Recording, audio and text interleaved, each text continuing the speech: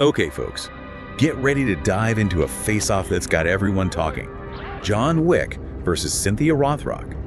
We're going deep on their combat skills, analyzing who'd win in a fight, all thanks to this awesome analysis we found. Yeah, it's a real clash of styles, you know? Right. You got John Wick, like this fictional assassin, so skilled in this world. Well, it's almost like hyper-stylized combat, right? Wait. And then you got Cynthia Rothrock, who's a legend, a real-life martial arts master with a record that speaks for itself. Absolutely. Let's start with Wick.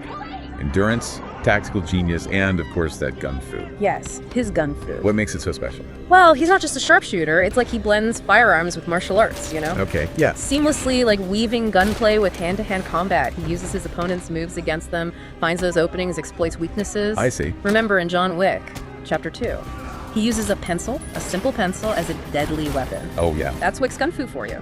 Turning the ordinary into something, well, extraordinary? He's all about precision and adapting to the situation. Right.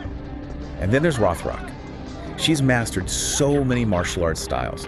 And in the real world, we're talking years of experience, competing, making films.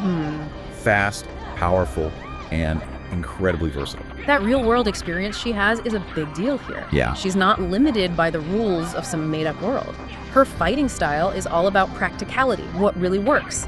She's been trained to adapt to, unpredictable opponents and situations that could really give her an edge against someone like Wick. I mean, he's undeniably skilled, but he operates within, well, a more defined set of rules. It's like comparing apples and oranges in a way. Yeah, I see that. Okay, so we've got our fighters. Let's picture them actually facing off. The analysis we're looking at digs into this. And things get really interesting when you think about where they're fighting and the rules they have to follow. Exactly. Imagine a crowded nightclub. Close quarters, dim lighting, distractions everywhere. Oh. In that kind of chaos, Rothrock's agility and her close combat skills, I think, would give her the advantage. I think so. She's used to adapting to chaos, using her surroundings to her benefit. But, Wick's no stranger to close quarters combat either. Right. Remember that scene in the Continental in John Wick, Chapter 3? Total chaos, but he moves with such precision, and he uses the environment like finding cover and using blind spots. That's true, but the big difference, I'd say, is improvisation. Rothrock has years of experience reacting to unpredictable opponents and scenarios. Wick's resourceful, no doubt, but he's still working within a fictional world where things are, to a certain extent, predictable. That's a great point. Okay, let's shake things up. What about a no-holds-barred fight? No rules. Does that change the outcome? Now, a no-holds-barred fight, that definitely plays to Wick's ruthlessness. Yeah. He'll do whatever it takes to win, and we've seen him push himself to the limit to survive. Right. But on the other hand, Rothrock's real-world experience means she's probably come up against a lot of different fighting styles, some maybe even outside of what Wick usually encounters. So it's like a double-edged sword with those no-rules fights. That it is. But according to our source material, there's one big factor that gives John Wick the upper hand: his ability to adapt. Yes. The analysis highlights a scene in John Wick, Chapter 3, where he's lost his weapons, right? Forced to improvise. He uses horses, knives, even books to take down his opponents. Wow. Now, Rothrock is adaptable too, but Wick's ability to think on his feet, to use anything as a weapon, that's something else. That's some serious MacGyver-level stuff right there. It is. Okay, so, bottom line, does John Wick take the win in this face-off? According to this analysis, yes. That adaptability, combined with his strategic thinking and just pure determination, it tips the scales in his favor. So there we have it, folks. John Wick wins, but let's be real. Cynthia Rothrock would be a force to be reckoned with.